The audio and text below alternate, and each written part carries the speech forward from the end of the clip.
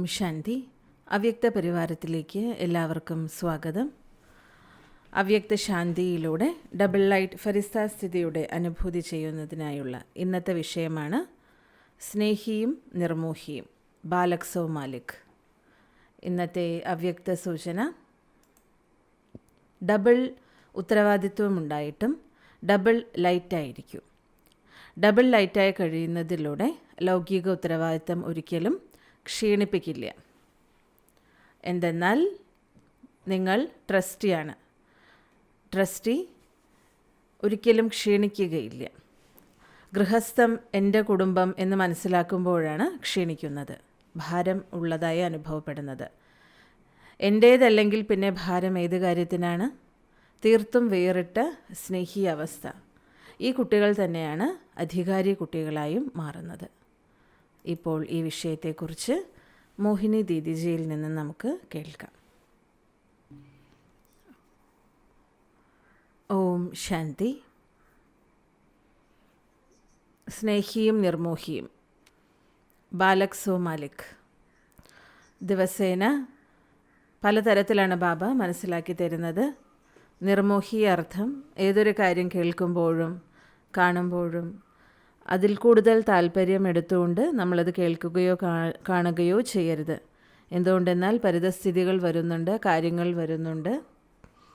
ഓരോരുത്തർക്കും അവരവരുടേതായിട്ടുള്ള ഇൻട്രസ്റ്റാണ് ഓരോ കാര്യങ്ങളിലും ഉള്ളത്. അത് ചെയ്യുന്നതിലായിക്കോട്ടെ കേൾക്കുന്നതിലായിക്കോട്ടെ പ്രത്യേക താല്പര്യമാണ് ഓരോരുത്തർക്കും ഉണ്ടാവുക. പക്ഷേ ആരാണോ നിർമോഹികളായ കുട്ടികൾ, അവർക്ക് ഇടയ്ക്കിടയ്ക്ക് ഒരു തോന്നലുണ്ടാവില്ല, ഇനി എന്താ സംഭവിക്കുക, ആരെന്ത് ചെയ്തു, എങ്ങനെ ചെയ്തിട്ടാണ് എങ്ങനെയായത് എന്നുള്ള ചിന്ത ഉണ്ടാവില്ല. ഇനി എന്ത് തന്നെ സംഭവിച്ചാലും നമ്മൾ നിർമോഹി സ്ഥിതിയിൽ സ്ഥിതി ചെയ്യണമെങ്കിൽ നമുക്ക് പ്രിയപ്പെട്ടതായും ഇരിക്കാൻ സാധിക്കും എല്ലാവരുടെയും. അല്ലെങ്കിൽ എന്താ സംഭവിക്കുക? ചിലർക്ക് ചില വ്യക്തികൾ വളരെ നല്ലതായി അനുഭവപ്പെടും, ചിലർ നല്ലതായി തോന്നില്ല. ചിലരുടെ കാര്യം അംഗീകരിക്കും, ചിലരുടെ അംഗീകരിക്കില്ല. അങ്ങനെ എന്തെങ്കിലുമൊക്കെ സംഭവിച്ചുകൊണ്ടിരിക്കും. എന്തുകൊണ്ടെന്നാൽ നിർമോഹിയല്ല. അതുകൊണ്ട് എല്ലാവരുടെയും പ്രിയപ്പെട്ടതായി തീരാൻ സാധിക്കില്ല.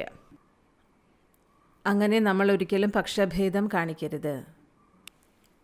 എന്നിട്ടും നമ്മൾ നിർമോഹിയല്ലെങ്കിൽ ചിലരുടെ പൂർണ്ണ കാര്യങ്ങളും നമ്മൾ ഇരുന്ന് കേൾക്കും, ചിലരുടെ കേൾക്കാനായിട്ട് സമയം കണ്ടെത്തില്ല. അതൊക്കെ വ്യത്യാസം അനുഭവപ്പെടുമല്ലോ. അതുപോലെ ചിലർ എൻ്റെ അടുത്തേക്ക് വരാറുണ്ട്. അവരോട് ഞാൻ പറയാറുണ്ട്, എന്നിൽ നിന്നും എന്തെങ്കിലും സഹയോഗം നിങ്ങൾക്ക് വേണമെങ്കിൽ തീർച്ചയായും ഞാൻ തരാൻ തയ്യാറാണ്. പക്ഷെ നിങ്ങളുടെ കാര്യം ഇരുന്ന് കേൾക്കണം എന്ന് പറയുമ്പോൾ എനിക്ക് അത് അത്യാവശ്യമാണെന്ന് തോന്നുന്നില്ല എന്ന് പറയും ഞാൻ. ചിലപ്പോൾ കേൾപ്പിക്കുന്നതിന് മുൻപേ ഞാൻ വേണ്ട എന്ന് പറയും. സേവനത്തിനാണ്, എൻ്റെ സഹയോഗത്തിൻ്റെ ആവശ്യകതയുണ്ടെങ്കിൽ ശരി, കുറച്ച് കേൾപ്പിക്കുന്നതിലൂടെ കുഴപ്പമില്ല. അങ്ങനെ സ്വയത്തെ ഡിറ്റാച്ച്ഡാക്കി വയ്ക്കണം എല്ലാത്തിൽ നിന്നും. എത്രത്തോളം നിങ്ങൾ ഓരോ കാര്യങ്ങളും ഓരോരുത്തരുടെ ഇരുന്ന് കേൾക്കുന്നു, അതിനനുസരിച്ച് നിങ്ങളുടെ ഉള്ളിൽ അതിൻ്റെ ചിന്തകൾ നടന്നുകൊണ്ടേയിരിക്കും, നിങ്ങളുടെ ഉള്ളിലേക്ക് പോകുമല്ലോ. നിങ്ങൾ എന്തൊക്കെ ഇരുന്ന് ആരുടെയൊക്കെ കേട്ടുകൊണ്ടിരുന്നാലും അതെല്ലാം നമുക്ക് പിന്നീട് ഓർമ്മ വരില്ലല്ലോ, പലതും മറന്നു പോകാറുണ്ട്. ബാബയുടെ കാര്യമാണ്. എൻ്റെ ഉത്തരവാദിത്വം എന്താണോ അത് തീർച്ചയായിട്ടും ഞാൻ നിർവഹിക്കുക തന്നെ വേണം. എന്തെങ്കിലും കാര്യങ്ങൾ കേട്ടുകഴിഞ്ഞാൽ അത് പൂർണ്ണമായും ഓർമ്മയില്ലെങ്കിലും ഇടയ്ക്കിടയ്ക്ക് മനസ്സിൽ അതിൻ്റെ ചിന്തകൾ വരും. അപ്പോൾ നമ്മൾ അതിൽ നിന്ന് ഉപരാമമായി തീരണം, അതിനെ നിയന്ത്രിക്കാൻ നിൽക്കണം. ഇത്രയും പരിശ്രമം എന്തിനാണ് മനസ്സിന് കൊടുത്തുകൊണ്ടിരിക്കുന്നത്? വാർത്തകൾ ഏതാണെങ്കിലും മുഴുവനും കേൾക്കണമെന്നില്ല. പകരം സേവനത്തിന് എന്താണോ ആവശ്യം, സഹയോഗം എനിക്ക് നൽകുന്നതിൽ എന്ത് കാര്യമാണോ ആവശ്യം, അത് മാത്രം കേൾക്കുക. ആരാണോ ബാബയുടെ ബാലകൻ, അവർ തന്നെയാണ് അവകാശികളായിട്ടുള്ള കുട്ടികളും. അവകാശികൾ അർത്ഥം അധികാരികളാണ്. എല്ലാ ബാലകനും അധികാരി ആയിക്കൊള്ളണമെന്നില്ല, എന്നാൽ അവകാശികൾ അധികാരികളാണ്. ആരാണോ എൻ്റെ നിൻ്റെ എന്ന പരിധിയിൽ നിന്നും ഉപരാമമായിരിക്കുന്നത്, അവർക്കാണ് ഞാൻ അധികാരിയാണെന്നുള്ള അനുഭൂതി ഉണ്ടാവുകയുള്ളൂ. എൻ്റെ യജ്ഞമാണ്. ബാബയുടെ എല്ലാ സ്ഥലങ്ങളിലുള്ള വീടുകളും എൻ്റെയും വീടുകളാണ്. ബാബയുടേതായി എന്തെല്ലാം ഉണ്ടോ അതെല്ലാം എൻ്റേത് തന്നെയാണ്. എന്തുകൊണ്ടെന്നാൽ നമ്മളൊരു സ്ഥലത്ത് തന്നെ ഇരിക്കില്ലല്ലോ, പല സ്ഥലങ്ങളിൽ പോയിക്കൊണ്ടിരിക്കും. ബാബയുടെ വീടുകളിൽ, സേവാ കേന്ദ്രങ്ങളിൽ ഞാൻ പോകുന്നുവെങ്കിൽ അതിൻ്റെയൊക്കെ അധികാരിയാണ് ഞാൻ. എല്ലാവരും നമ്മളെ സ്വീകരിക്കുന്നുമുണ്ട്, എല്ലാവരുടെയും ക്ഷണിക്കുന്നുമുണ്ട്. ആന്തരികമായി നമ്മുടെ സ്ഥിതിയും ബാലകനർത്ഥം നിശ്ചിന്ത സ്ഥിതി. ബാലകൻ്റെ മനസ്സിൻ്റെ ഉള്ളിൽ ഒന്നും തന്നെ ഉണ്ടാവുകയില്ല, നിഷ്കളങ്കമായിരിക്കും. അതാണ് ബാബ പറയുന്നത്, അധികാരിയും ബാലകനും. എപ്പോൾ അധികാരിയായിരിക്കണം, എപ്പോൾ ബാലകനായിരിക്കണം. ഈ ഒരു അഭ്യാസം ഇന്ന് ചെയ്യണം, ചെയ്തു നോക്കൂ. നമ്മുടേത് സെൻസിറ്റീവായിട്ടുള്ള ഒരു സ്വഭാവമാണ് എങ്കിൽ എന്തെങ്കിലും കേൾക്കുമ്പോഴോ കാണുമ്പോഴോ പെട്ടെന്ന് ഫീലാകും, അല്ലെങ്കിൽ വ്യർത്ഥ ചിന്തനങ്ങൾ നടന്നുകൊണ്ടിരിക്കും. അത് ബാലൻസിൻ്റെ കുറവ് കൊണ്ടാണ്, ബാലകൻ്റെയും അധികാരിയുടെയും ബാലൻസിൻ്റെ കുറവ്. എവിടെ ബാലകനാകുന്നോ അവിടെ നമ്മൾ അധികാരിയായാൽ നമുക്ക് വ്യർത്ഥ സങ്കല്പങ്ങൾ നടക്കും, പെട്ടെന്ന് ഫീലാകും. എവിടെ അധികാരിയാകുന്നു അവിടെ നമ്മൾ കുട്ടിയായിട്ടിരുന്നാലോ അപ്പോഴും ഫീലാകും, വ്യർത്ഥ സങ്കല്പങ്ങൾ നടക്കും. എന്തെങ്കിലും വ്യർത്ഥങ്ങൾ നടന്നുവെങ്കിൽ ഇതിൻ ബാലൻസിൻ്റെ കുറവാണ്. ഒന്ന്, സ്നേഹിയും വേറിട്ടതും, ഈ ബാലൻസിൻ്റെ കുറവ്. 2, ബാലകനും അധികാരിയും, ഈ ബാലൻസിൻ്റെ കുറവ്.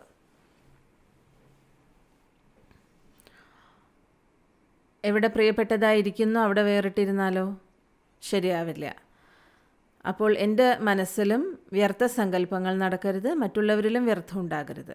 അത്തരത്തിലായിരിക്കണം. അങ്ങനെയെങ്കിൽ മാത്രമേ നമ്മുടെ സ്ഥിതി നിലനിർത്താൻ സാധിക്കുകയുള്ളൂ, സ്മൃതിയിലൂടെ സമർത്ഥത കൈവരിക്കാൻ സാധിക്കുകയുള്ളൂ, വ്യർത്ഥത്തിൽ നിന്ന് മുക്തമാകാനും കഴിയുള്ളൂ. ബാബ എപ്പോഴും എന്താ പറയാറുള്ളത്? കുട്ടികളെ ഒന്നും തന്നെ വ്യർത്ഥമാക്കി കളയരുത്. സമയം, സങ്കല്പം, ശ്വാസം ഇതെല്ലാം വ്യർത്ഥമായാൽ സർവ്വതും വ്യർത്ഥമായി എന്നാണ് അതിനർത്ഥം. ട്രസ്റ്റി ആണെന്നുള്ള അനുഭൂതി ഉണ്ടെങ്കിൽ ഉത്തരവാദിത്വങ്ങൾ ഒരിക്കലും നമുക്ക് ക്ഷീണം നൽകുകയില്ല. ഞാനാണ് ഉത്തരവാദിത്തം ഏറ്റെടുക്കുന്നത് എന്നുള്ളതല്ല, ബാബയാണ് നൽകിയത്. ട്രസ്റ്റി അർത്ഥം എന്താണ്? തൻ്റെ ഗൃഹസ്ഥി, തൻ്റെ കുടുംബം എന്നുള്ളതിൽ നിന്നും ഉപരാമമായിരിക്കുക. ട്രസ്റ്റി ഗൃഹസ്ഥിയിലൂടെയാണ് ഭാരം. എൻ്റേത് തന്നെയല്ല എങ്കിൽ പിന്നെ എന്തിൻ്റെ ഭാരമാണുള്ളത്? തീർത്തും വേറിട്ടതും തീർത്തും സ്നേഹിയും. ബാലകൻ എപ്പോഴും വേറിട്ടിരിക്കും, സ്നേഹിയും അതുപോലെ നിർമോഹിയും.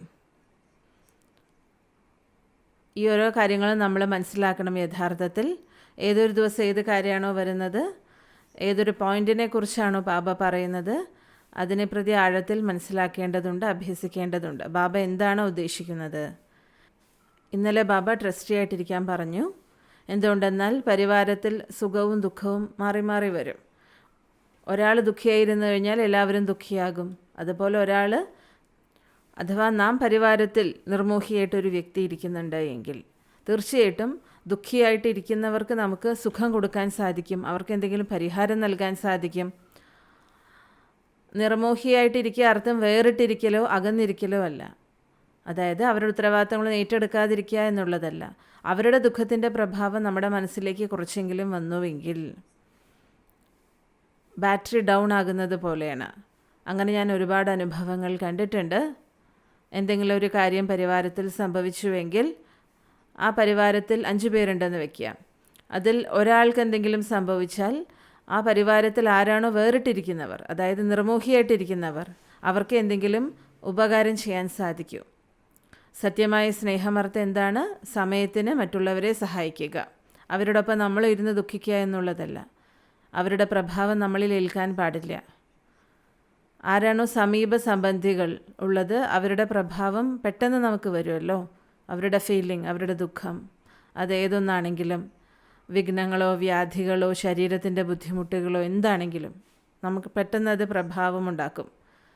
അതിനാൽ ആർക്കാണോ സേവനം ചെയ്യണം, സഹയോഗം നൽകണമെന്ന ആഗ്രഹമുള്ളത്, അവർ എത്രത്തോളം നിർമോഹിയായിട്ടിരിക്കാൻ സാധിക്കുന്നോ അത്രയും ഇരിക്കണം. താങ്കളുടെ സേവനത്തിലൂടെയാണ് അവർക്ക് ബലം ലഭിക്കുന്നതെന്ന് മനസ്സിലാക്കണം. കാര്യം ശരിയാവുകയുള്ളൂ. പക്ഷെ പലപ്പോഴും എന്താണ് സംഭവിക്കാറുള്ളത്? നിർമോഹിയായിട്ടിരിക്കാൻ പലർക്കും സാധിക്കുന്നില്ല.